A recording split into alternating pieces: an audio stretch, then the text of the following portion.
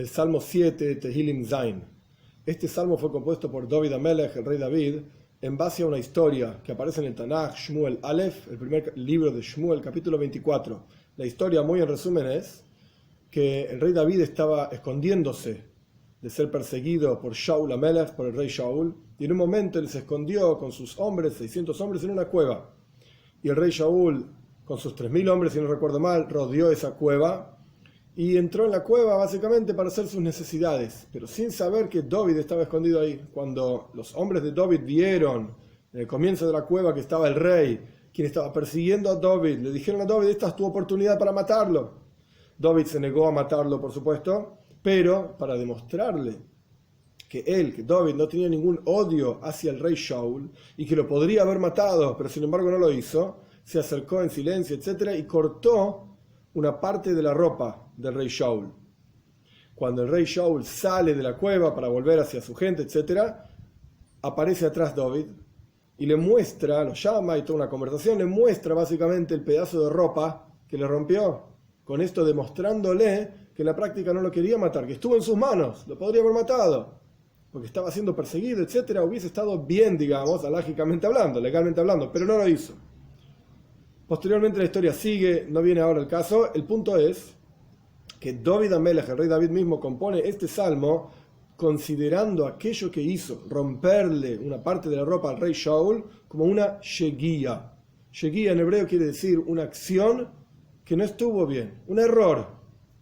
Una persona que cometió un error determinado. Entonces por eso este salmo empieza con la palabra shigoyon, justamente. Es aquella acción errónea de haberle roto la ropa al rey, porque al fin y al cabo era el rey y era la ropa de él, a pesar de que estaba siendo perseguido, era, como David HaMelech dice muchísimas veces, Meshiach Hashem.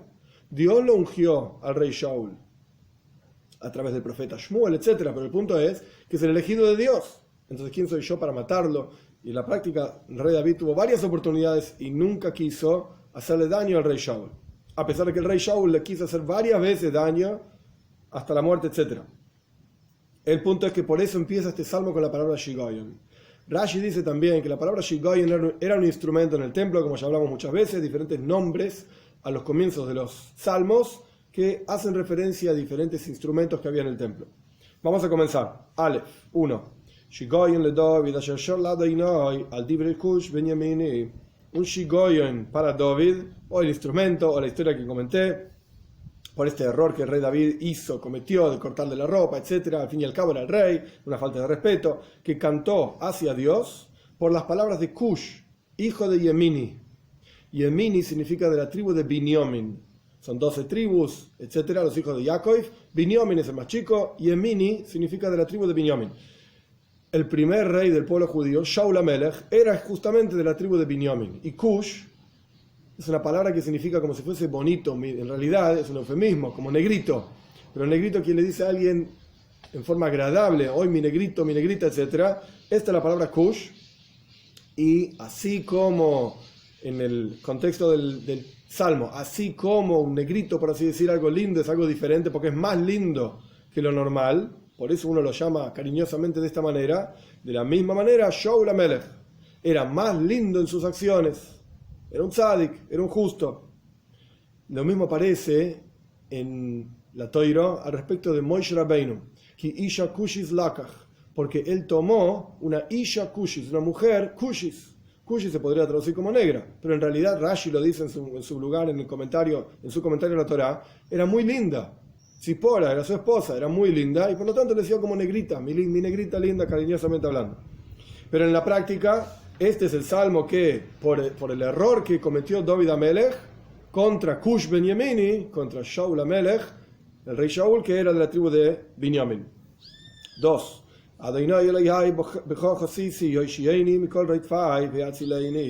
Dios mi Señor, en ti confío, sálvame de todos aquellos que me persiguen y sálvame. Hoishieni es un tipo de salvación, Hatzala es otro tipo de salvación. 3. No vaya a ser que me desgarre como un león, como el león me desgarra con sus garras, etc. Mi alma, y me quiebre, me destruya, me desarme, y no hay nadie que me salve. Dios mi Señor, si yo hice esto, si hay maldad en mis palmas, en las palmas de mis manos. Hay diferentes explicaciones qué significa si yo hice esto. Si yo hice esto puede hacer referencia a lo que viene ahora, al próximo versículo, el número 5, que en un minutito lo vamos a leer, o si yo hice algo mal, habiendo quebrado, habiendo roto, desgarrado la ropa del rey. Si estuvo mal, pues entonces, perdóname, Hatzileini, sálvame, etc. 5. Según la explicación de Rashi, ¿qué es aquello que el rey David pregunta retóricamente si estuvo mal lo que hice? 5.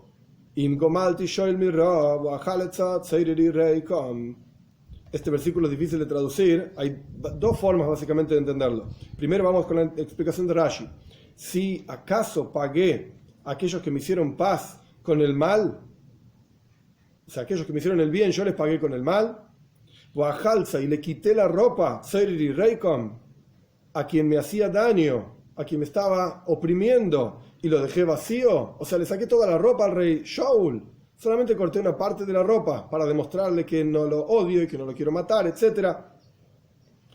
El Radak explica un poco diferente esta última parte del versículo. La primera parte es igual. ¿Acaso pagué a quienes hicieron paz conmigo con algo malo? Y la última parte, sino que, lo opuesto, salvé a aquellos que me persiguen y me hacen daño sin pedir nada a cambio. Reikam. Como vemos varias veces en la historia entre Shaul y David, el rey Shaul y David Amelech, que David Amelech evitó la muerte de Shaul muchas veces, lo salvó varias veces. Entonces, de vuelta, ¿acaso le pagué a aquel que me hizo bien con algo malo? Todo lo contrario. Le hice favores, lo salvé sin esperar nada a cambio. Vov. Iradev oyev nafshi v'yasik ve'ir moitz la'aretz chayoi u'chvoid ili ofor yashken selo. Iradev es una palabra difícil también de traducir, significa perseguir y hacer que otros me persigan a mí. Si en la práctica yo pequé y mi acción estuvo mal de cortarle la ropa al rey Shaul, y en la práctica yo pagué con mal a aquellos que me hicieron el bien, entonces, en el versículo 6 dice que me persiga mi enemigo, a mi alma, y la tome, y la pisotee a la tierra, a mi vida. Y que no solamente me persiga a mi enemigo, sino que haga a otros enemigos también perseguirme. Y mi honor, que significa a su vida, a la tierra, haga residir por siempre. O sea, que me destruya a mi enemigo. Si yo me comporté mal, pues que me destruya entonces. Zain.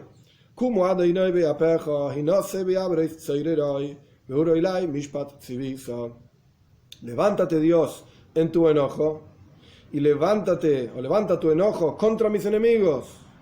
Yo no hice nada.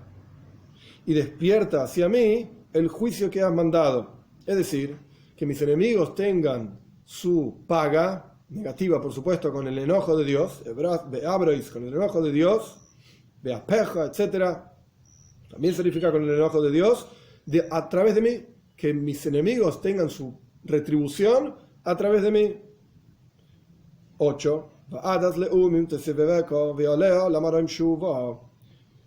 Y una congregación de pueblos, que significan también los enemigos del rey David, cuando ellos te rodeen, que en la práctica, el Radak explica interesante, cuando la gente persigue al rey David, es como si estuviesen persiguiendo a Dios. Por eso aquí dice que la congregación de pueblos te rodea a ti, le dice el rey David a Dios, por así decir. ¿Por qué? ¿Por qué aquellos que persiguen a David es como si persiguiesen a Dios? Porque en la práctica, David Amelech también fue ungido como rey, era el elegido de Dios a través del profeta Shmuel. Entonces aquellos que perseguían a David, acá le está diciendo como que te persiguen a ti, incluso si una congregación de pueblos te rodean a ti. Sobre este asunto retorna hacia los cielos, retorna hacia arriba, por así decir. El Radak trae una explicación interesante sobre este versículo. Y él dice así, es un ejemplo que el rey David está dando al respecto de cómo funciona el juicio de Dios. Cuando Dios observa las acciones de los seres humanos y decide dejar de lado alguna transgresión que la persona hizo, por así decir, Dios perdona, Él está como bajando de su trono de juicio para, de vuelta, no prestar atención al pecado de la persona. Entonces acá el rey David está pidiendo a Dios que cuando se reúnan frente a ti los pueblos, etcétera, para juzgarme a mí, entonces por favor, la Marem Shuva, retorna hacia arriba, vuelve a sentarte en tu trono de justicia y juzga a las personas según la justicia que corresponde. Después de haber bajado del trono de justicia para perdonar, pues vuelve, la Marem Shuva, vuelve hacia arriba y juzga a las personas como corresponde. Por eso sigue en 9,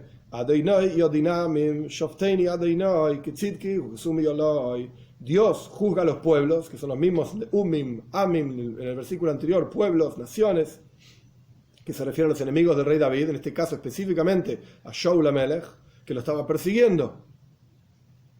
Entonces Dios juzga a los pueblos, y júzgame Dios, pero solamente que tzidki kusumi oloi, solamente presta atención sobre mí, mi justicia, mi pureza. A los demás, juzgalos con todo, pero a mí, por lo menos, esta es la petición del rey David, que tzidki kusumi, como mi justicia, mi rectitud y mi integridad, mi pureza. 10. Igmor norar reshoyim, usechoinen tzadik, uvoichen libo isuchloyes, elahim tzadik. Que consuma, por favor, el mal a los malvados. El mal mismo termina consumiendo a los malvados. Y apoya y sostiene al tzadik, al justo, que soy yo. ¿Y cómo se sabe quién es justo y quién es malvado? Dios analiza los corazones y los consejos, literalmente los riñones. Los riñones se llaman klayes y atzeis. Los riñones son como la herramienta a través de la cual la persona tiene consejo a la noche. El rey David lo dice muchas veces esto a lo largo de los teilín, de los salmos. A la noche los riñones aconsejan a la persona, por así decir. Es algo espiritual, por supuesto. No estamos hablando de la cosa material y física. Entonces, Dios es el que analiza los corazones de las personas. Dios analiza los pensamientos y los consejos de cada persona. Y Dios es tzadik, y Él sabe muy bien justamente quién es con justicia, quién es el que es un rayo, un malvado, y quién es el que es un tzadik, un justo. 11. Por lo tanto, por cuanto Dios sabe muy bien quién es justo y quién no, mi escudo, mi protección está sobre Dios. Él es el que me protege a mí. Mi confianza se apoya en Él. Y Él salva a aquellos rectos de corazón. 12. Dios, voy a traducir esto en forma literal. Y después vamos a ver una traducción, una explicación muy interesante sobre este versículo, pero al final, más adelante. Dios es un juez justo y Él juzga a aquellos que enojan a Él todos los días. Él juzga a aquellos que lo enojan a Él. La traducción literal es que Él se enoja todos los días, pero esto lo vamos a hablar más adelante. El Radak traduce de esta manera: que Dios juzga con justicia, como corresponde, a aquellos que lo enojan todos los días. Y como dijimos antes, ¿cuál es el enojo que el rey Shaul generaba en Dios? Que el rey Shaul estaba persiguiendo a Mesías Hashem, al ungido y seleccionado de Dios a través del profeta Shmuel, que era el rey David, para ser el próximo rey del pueblo judío. 13. Y si esta persona que enojó a Dios no retorna, entonces Dios va, por así decir, a afilar su espada y su arco, Dorach, lo va a estirar hacia atrás para tirar una flecha, por así decir, y lo va a hacer en forma correcta para que la flecha llegue a donde corresponde, o sea, para juzgar a la persona. Es un ejemplo del juicio de Dios, para juzgar a la persona que lo enojó en el versículo anterior todos los días. 14. Y para él, para esa persona que enoja todos los días a Dios, Dios prepara herramientas de muerte, armas, etc. Y sus flechas para aquellos que lo persiguen, que persiguen al rey David, está diciendo él, aquellos que persiguen, sus flechas van a llegar, van a actuar, van a tener efecto en esa persona. 15. He aquí, conciben el mal y quedan embarazados de maldad, de mentiras. Veyolat Shoker, tienen hijos que son mentira. O sea, no es que tienen hijos, son tres palabras, Yhabel, Hara y Yolad. Los tres significan la idea de dar a luz, la idea de concebir, engendrar, dar a luz, etc. Y Oven, Amal y Sheker básicamente son la misma idea también. Básicamente, Oven significa maldad, Amal significa también maldad en el corazón, Sheker es mentira. Entonces quedan embarazados, dan a luz, engendran mentiras todo el día. El rey Shaul constantemente, por diferentes razones, por envidia, por odio, porque tenía Ruach Ra, un espíritu malo que le llegaba y el rey David le cantaba para aplacar este espíritu, como es sabido en el Tanaj, está en el libro de Shmuel ampliamente mencionado. El punto es que el rey Shaul pensaba todo el día, ¿cómo hago para matar al rey David? Varias veces le tiró lanza para matarlo, etc. 16. Este versículo es como todo repetido, simplemente por la cuestión poética, por eso la traducción va a parecer medio rara. Un pozo cavó y lo ha cavado, y va a caer en el pozo que él mismo hizo. Básicamente dice lo mismo 3 veces. Yud Zayin 17. Que retorne su mentira, su maldad sobre su cabeza y sobre su cráneo, también sobre su cabeza, la misma idea. Jamás que descienda toda esa violencia, esa maldad que tiene, que le caiga a él mismo. Y esto es similar a lo que dijo anteriormente en el versículo 10. Igmor no ra reshoim, que los consuma a los malvados el propio mal de ellos. Y en otro lugar dice Temoises rasha ra, es otro versículo. El mal termina matando al rasha. Temoises es matar, rasha al malvado, ra, el propio mal que él hace lo termina matando, lo termina consumiendo. La misma idea que menciona aquí en el versículo 10. 18.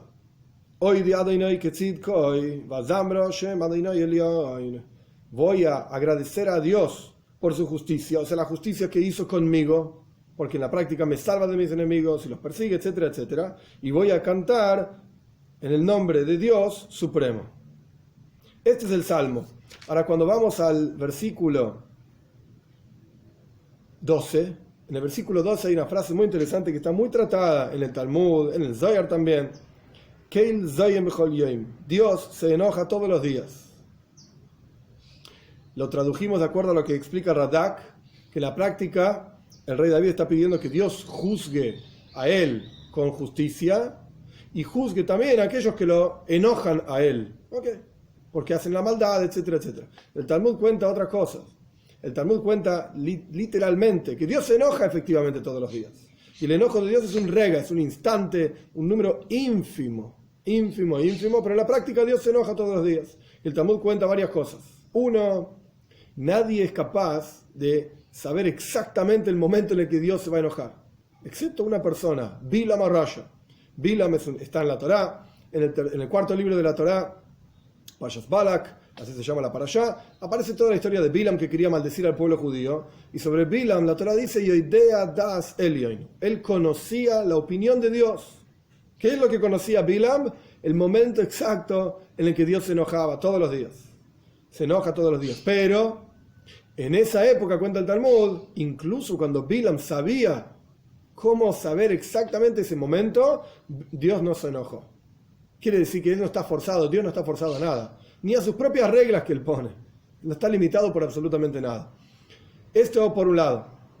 Por el otro lado, el Talmud también cuenta una historia interesante, que había una persona que molestaba muchísimo a Rabbi Yoshua ben Levi. Lo molestaba con preguntas, con tonterías, simplemente para molestar.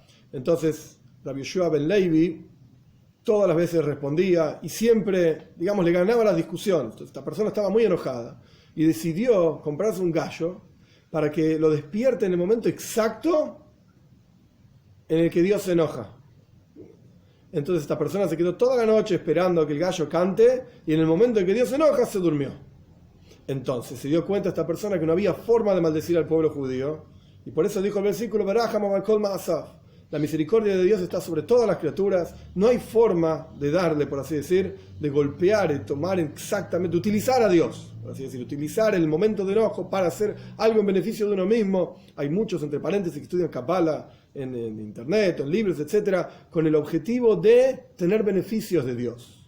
Dios me va a bendecir porque yo hago esto, Dios me va a bendecir porque yo haga aquello, y la bendición de Dios va a fluir sobre mí a través de la esfera de no sé qué cosa. Están tratando de utilizar a Dios para su propio beneficio.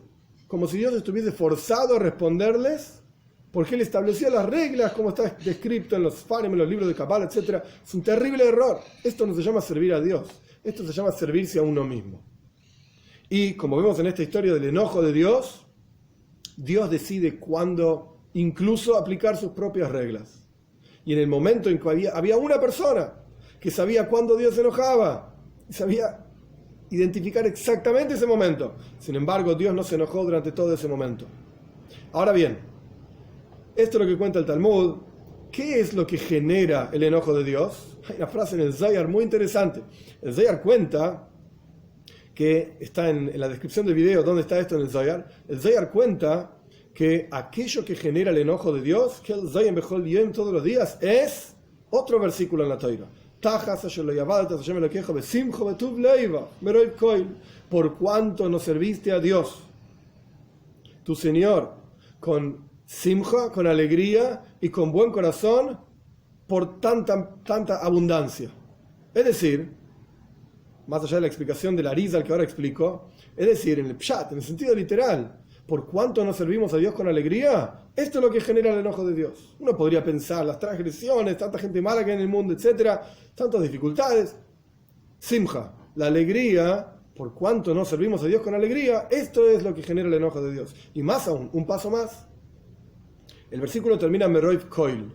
Meroiv Koil significa, básicamente en el pshat, en el sentido literal del versículo de no haber servido a Dios con alegría, significa que tenemos mucha abundancia, tenemos muchas cosas, y en lugar de alegrarnos en Dios, nos alegramos en las cosas que tenemos, en el mundo material.